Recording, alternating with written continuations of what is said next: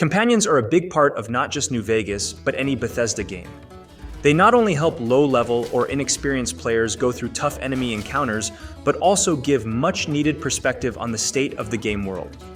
Fortunately, all the New Vegas companions are great, but that still didn't stop people from making modded companions. New Vegas is an almost 14-year-old game now, and there are plenty of modded companions for it. Today, I will see if the most popular New Vegas companion mods still hold up. I am only talking about complete custom companions here. So, even if mods like Marcus Companion are popular, I will still exclude them. I am not going to go in the technical aspects, rather I will see if they hold up as good characters and how many functions they can perform. Of course, if I experience any bugs and glitches, then I will let you know. So with this long intro out of the way, let us get started. At number 10 is Stimac, an iBot with a lot of heart and enthusiasm. The voice actor did an amazing job giving her such an enthusiastic and energetic personality. Actually, yes, I used to travel with a guy named Frederick. He's actually the one who repaired me. He said he found me along the Pacific coast, fixed me right up, and helped me get back in working order. She also has opinions on all the factions. Now, I don't know what happened, but whenever combat started, she just stood there doing nothing no matter what command I gave her. This will definitely deduct a lot of points from her, as a lot of people use companions just to get through tough encounters. At least she can heal you, which is a good thing. But by far, the most interesting thing she brings to the table is her quest. This involves her previous partner getting murdered, and then escalates into a story about cloning and conscience transfer. It even adds a new world space in the middle of the Pacific Ocean. I do like the story, but there are some problems.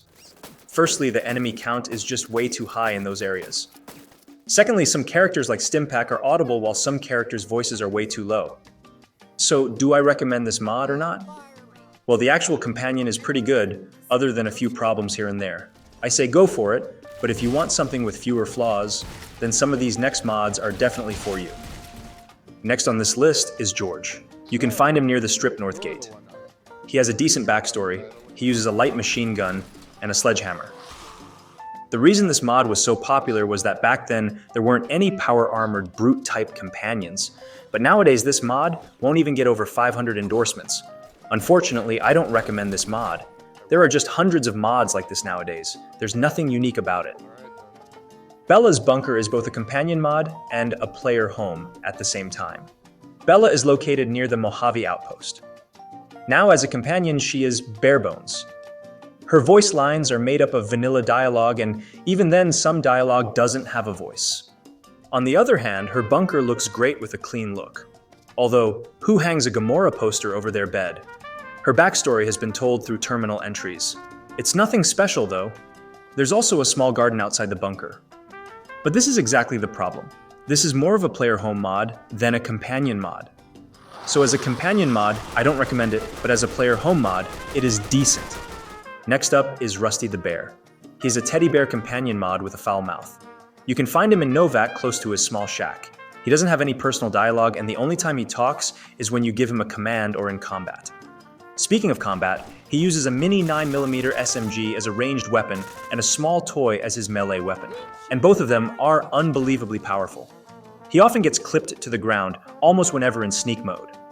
I do get why this companion was popular, but I can't recommend him. He is just a goofy companion, and that is not really a problem. But beyond the goof, he is just very, very basic and not worth it in my opinion. That hurt. Why don't you grin and bear it, you fucking pussy? Hope Lies is such a great companion mod that it can fit into the base game and no one will notice it. You can find her at Good Spring Source. She has a charming personality with a similarly charming accent. My favorite's the Master's Call. It's got a lot of sin, but it's also got a lot of soul. She's a fully fledged companion, so she has a full backstory, normal dialogue, and even a quest. She can even tell you jokes. All right. Why weren't the kids allowed to hang out at the toxic waste dump? They just weren't cool enough. She also has a very unique design which looks good and also fits into the game. Combat-wise, she is fine, nothing special.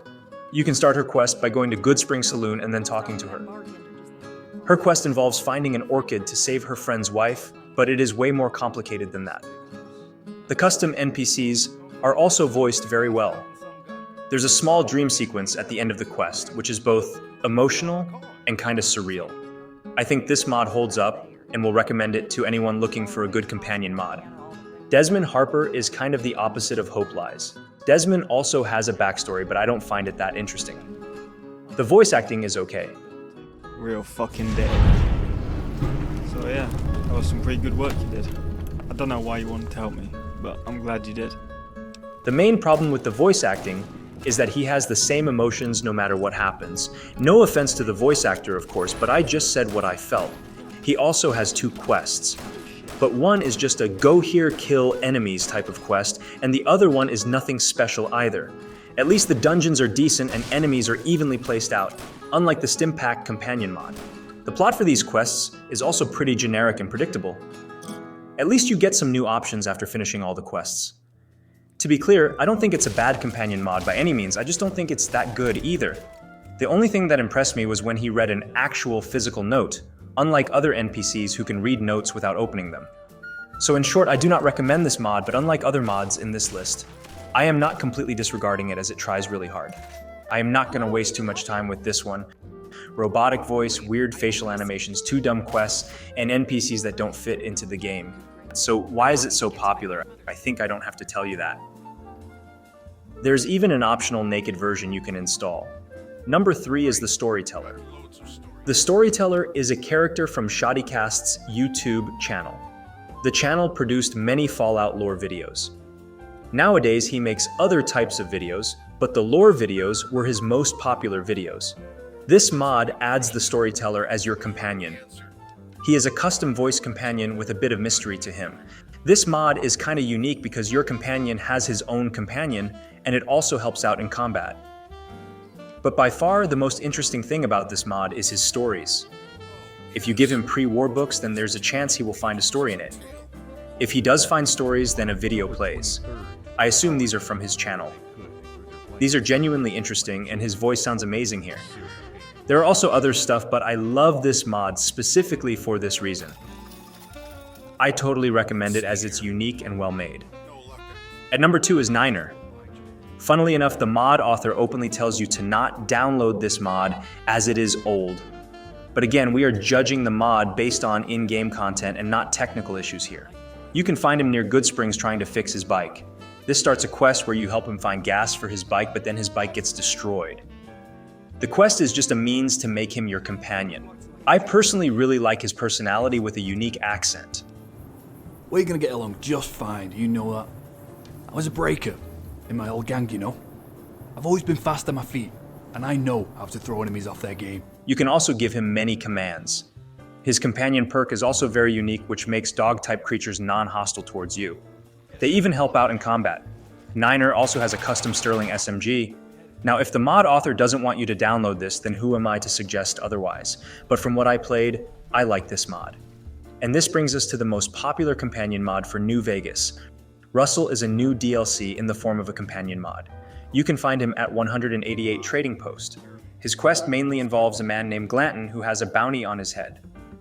From here, we search his house and then gather information from many of the new NPCs added by this mod.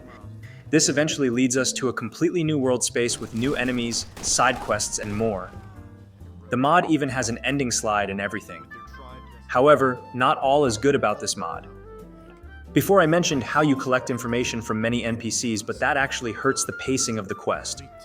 You just go from one NPC to another without any gameplay in between. Secondly, the number of enemies in certain places is just mind-boggling.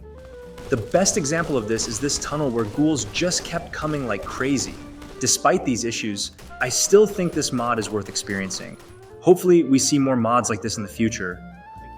And with that, we have the final results that you can see on your screen. This was a fun experience. I play New Vegas for story and characters, and some of these mods provided me with just that. Thank you all for watching, and see you in the next one. Paladin, Paladin, where do you roam? Paladin, Paladin, where do you roam?